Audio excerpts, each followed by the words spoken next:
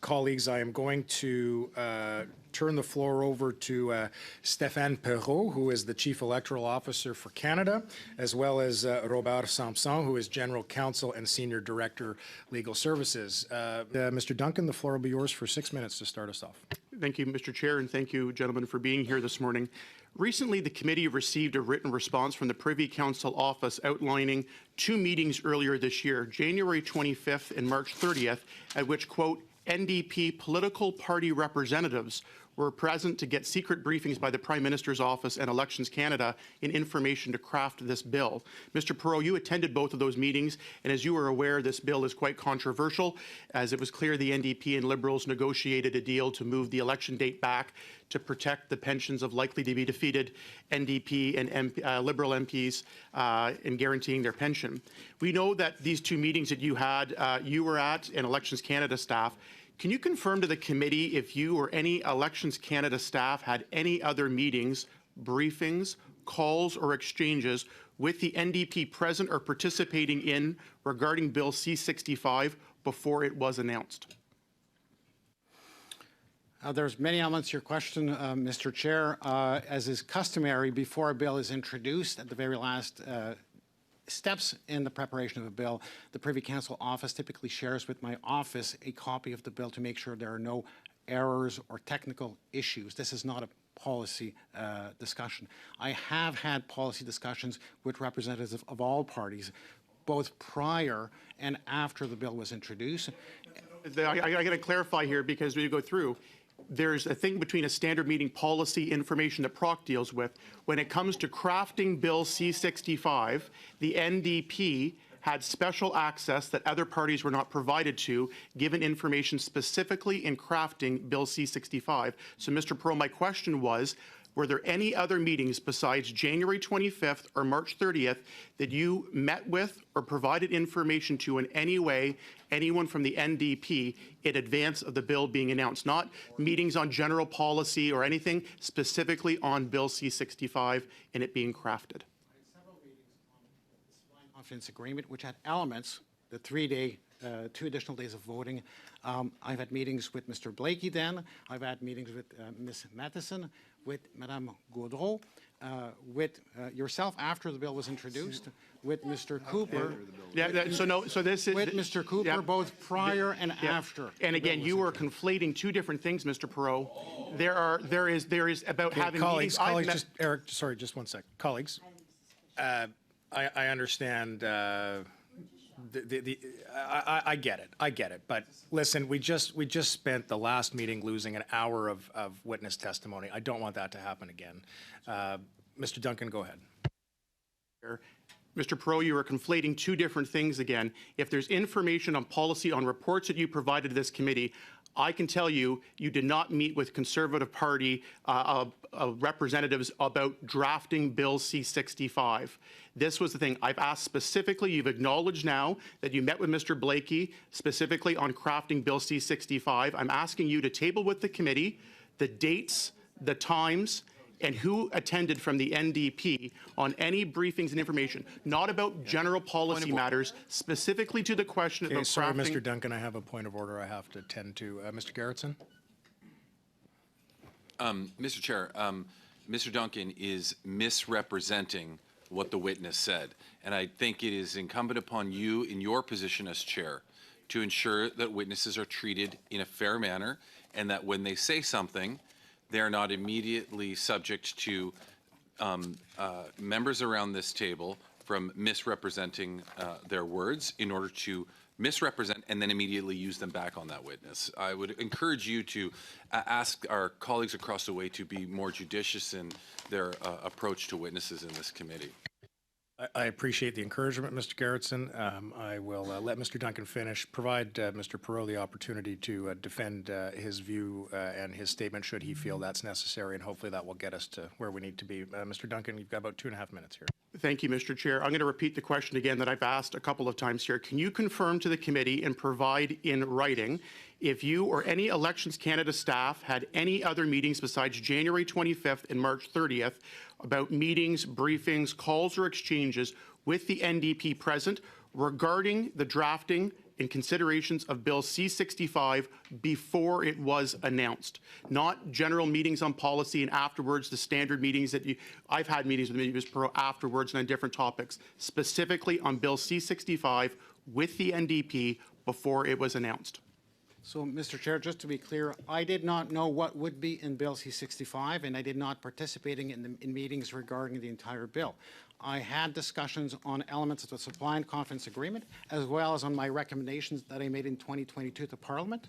I was very deliberate in making sure that whenever I met members from one side, I met with members from all other sides to convey the very same message.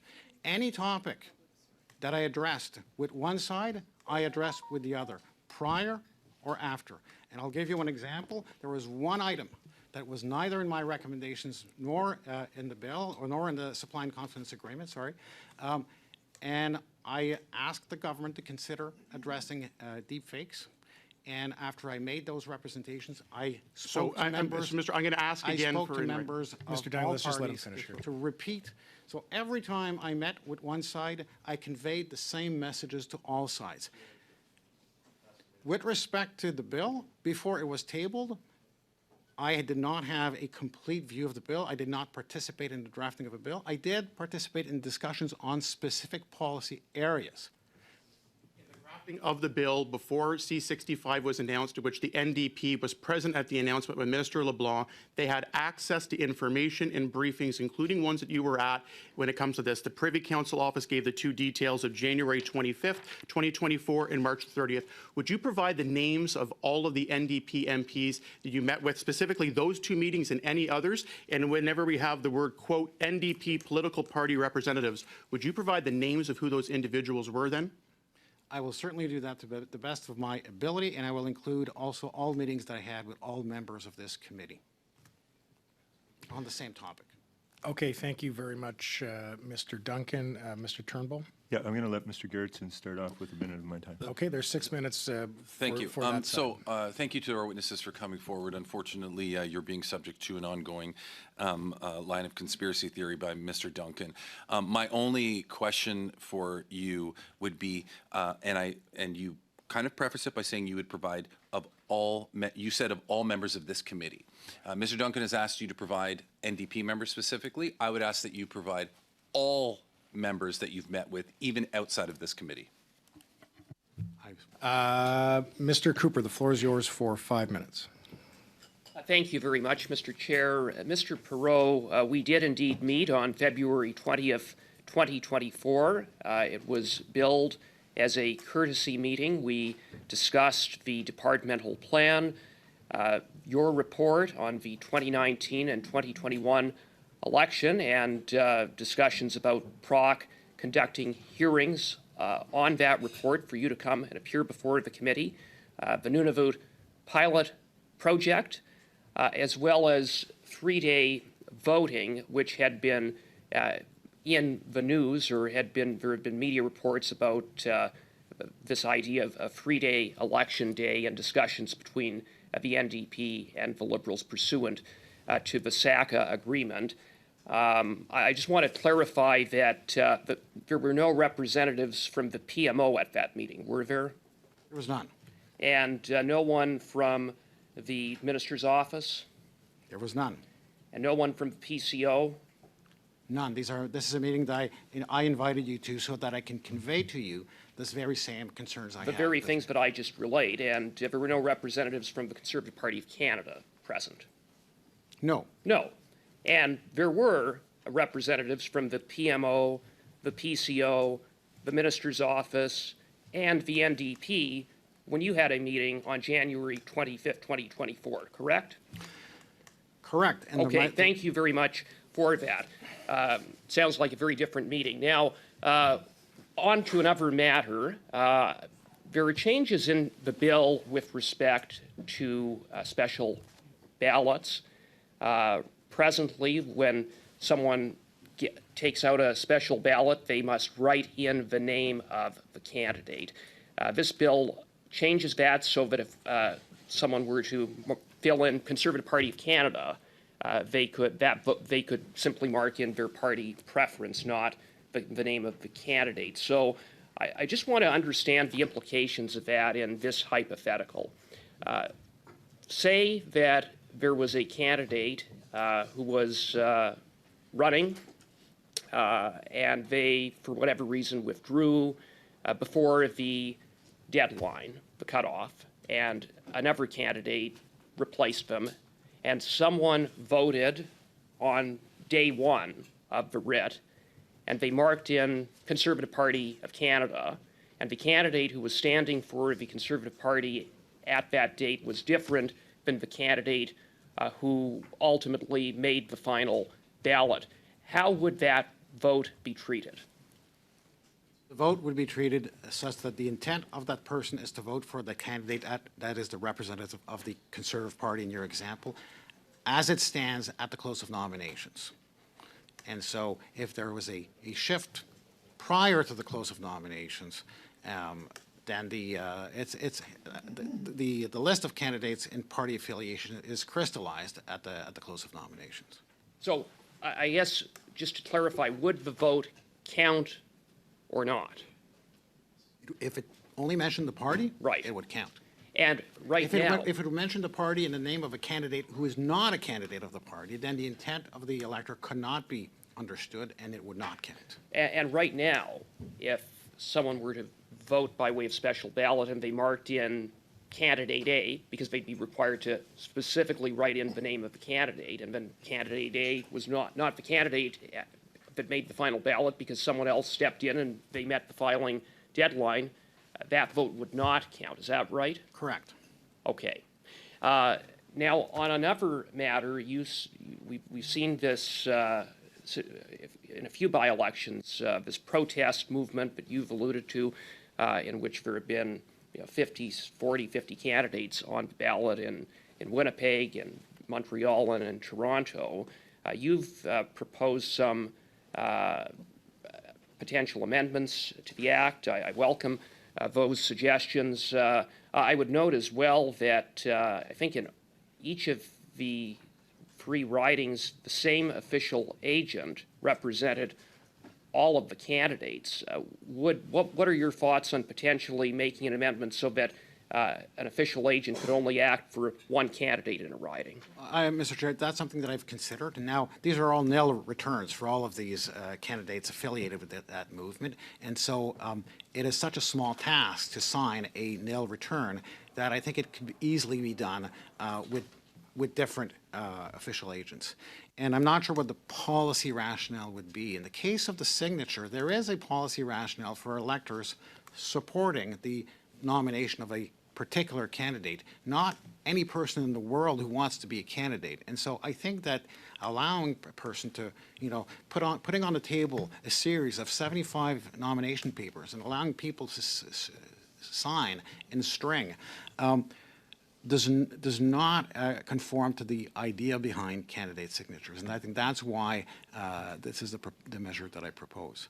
I mean, in the last 4 by-elections, I've had to adapt the prescriptions of the Act to accommodate the number of candidates. That means that I'm setting aside the will of Parliament, and I do not do that lightly. Parliament has designed the ballot in a certain way, and there can be conversation as to whether this is the right way in debates and amendments. But for me to set it aside is a significant gesture, and I do not do that lightly. But there is no other way of allowing so many candidates. I do think that that's an issue. Thank you very much, Mr. Cooper. Mr. Berthold, 2 minutes 30 secondes à vous. Merci. You have 2 minutes 30. Thank you. I'll go quickly. Mr. Perrault, just some specific point. In the meetings with the NDP and Liberals on the preparation of C65, was a question of putting off the date of the election, any of these meetings? No, that never came up. No, not that I can recall, is the answer. Then another point that I wanted to put to you, I just wanted to underline something, namely my concern on section 28, no, on 25 up to 28, talking about the assistance granted to someone in voting.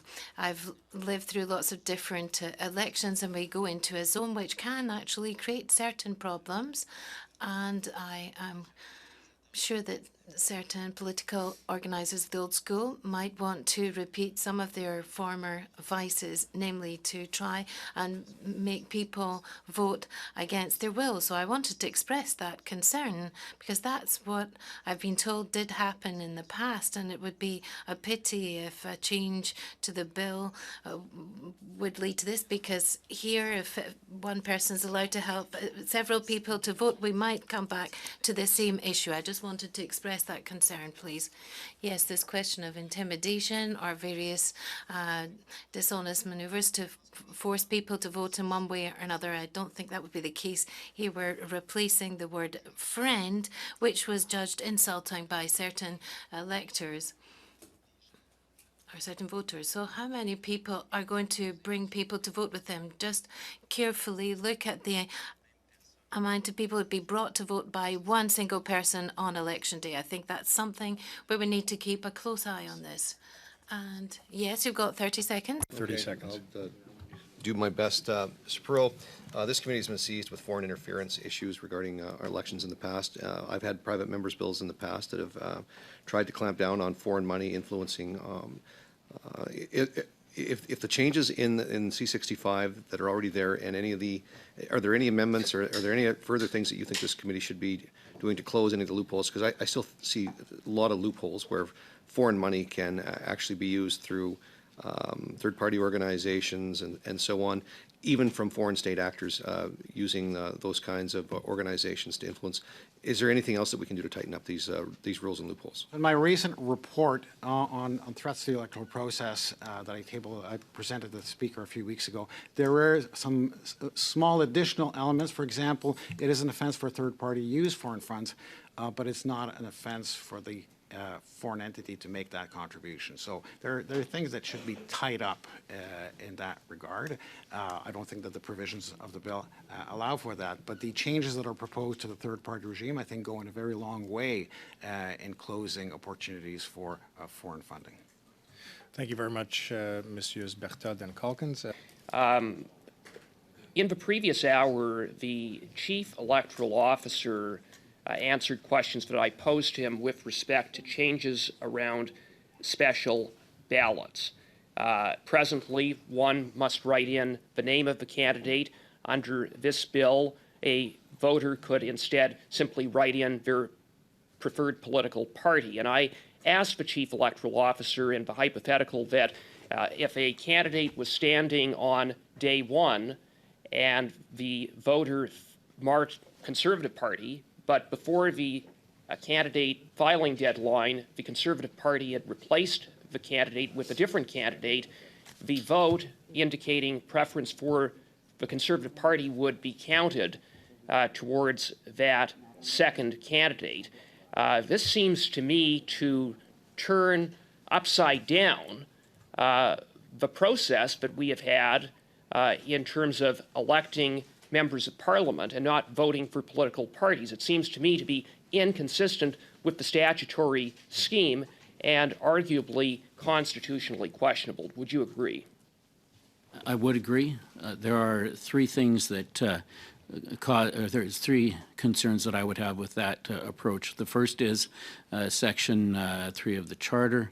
The whole idea of the right to vote is individual, and the right to run is individual, and the statute itself is a statute that talks about individual members of Parliament being elected.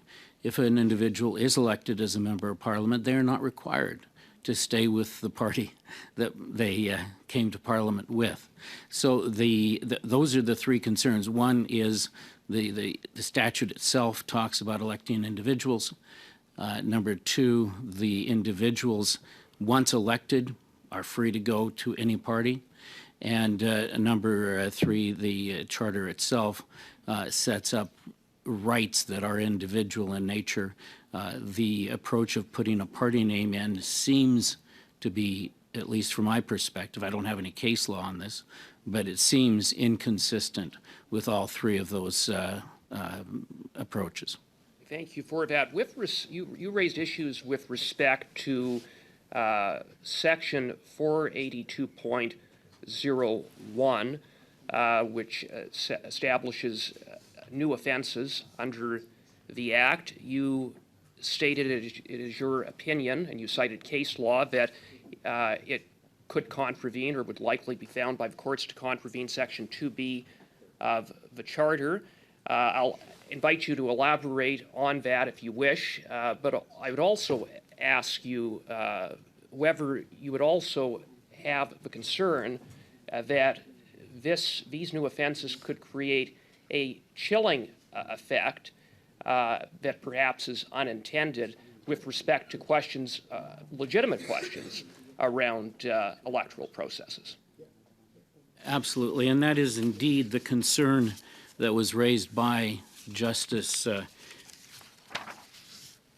Pedler, I believe, in the Ontario courts. The idea that one can be prosecuted for what one says, and then the onus shifts to the individual, in a sense. Certainly the legal onus stays with the government, but the onus would be on the individual to prove the truth of what they were saying, because if it was false, and they knew, quote, that it was false, then they could be prosecuted without going into the issue of whether or not they were successful in defending themselves. The cost of defense in and of itself would be so high that individuals would simply comply with the bureaucrat or the chief electoral officer without wanting to take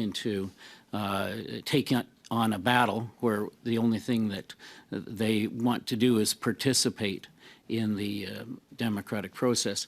And the democratic process that we're talking about here heightens the review that a court would give to this legislation. In the Supreme Court of Canada, I highlighted the words of Justice Cote, where she said that when we're talking about the democratic process and participation in the democratic process, that kind of expression is entitled to greater protection.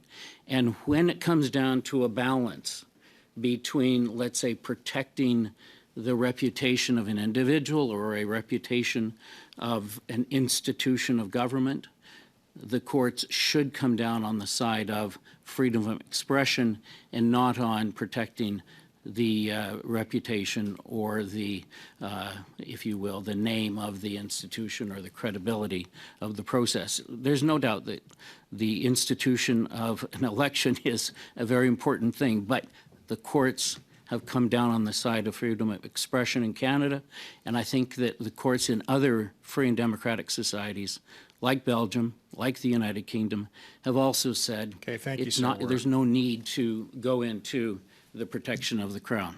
Thank you very much.